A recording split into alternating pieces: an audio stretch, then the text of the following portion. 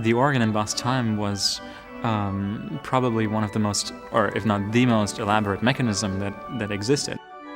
It needs to be constantly maintained and tuned and adjusted. Bach was helping his great-uncle, Christoph, to maintain the instrument, and so on the one side he was a great help to his great-uncle, but on the other side he was also able to learn and to become an organ technician himself. I think you could almost compare a Bach a little bit like a computer geek these days. I mean, he really knew his stuff.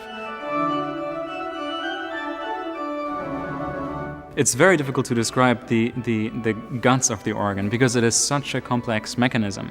And I mean, you would see pipes of all kinds of different shapes, of all kinds of different materials, wooden pipes, metal pipes. You would see trackers that are going from the key to the valve. Bach was hired as a consultant throughout Germany to design instruments, to look at them, to test them. And the organ was really the instrument that inspired Bach to be a composer.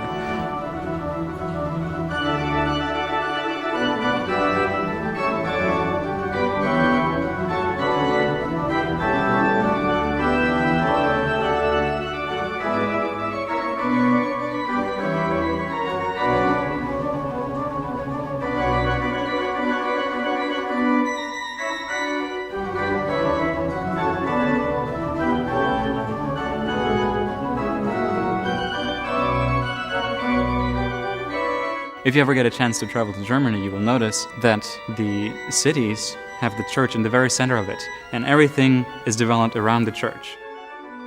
When you go in, you see the altar, but when you turn around, the organ would be at the very back of the church, and it would be almost as if it was another front facade, and almost like another altar that was built inside the church.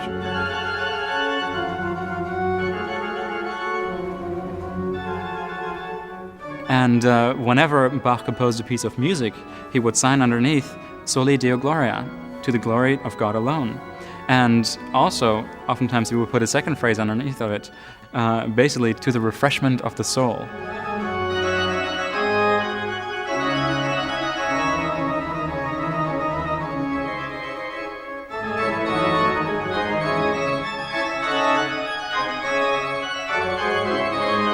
Of course, we can separate the music, the sacred side of him, the secular side of him, but I believe that there is no difference, or that to Bach there was no difference. It was all spiritual in the very end.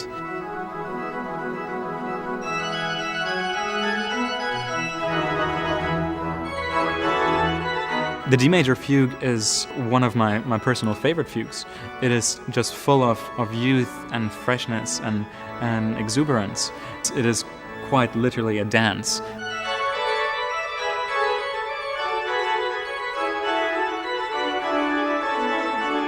When Bach was 23, which is right around my age as a matter of fact, he was appointed court organist in Weimar, and he was and to get such a great appointment, such a big appointment at such a young age, was quite an achievement. And that was actually when he wrote a big part of all of his organ works. And the D major fugue, as a matter of fact, it's very likely that it was composed during that time.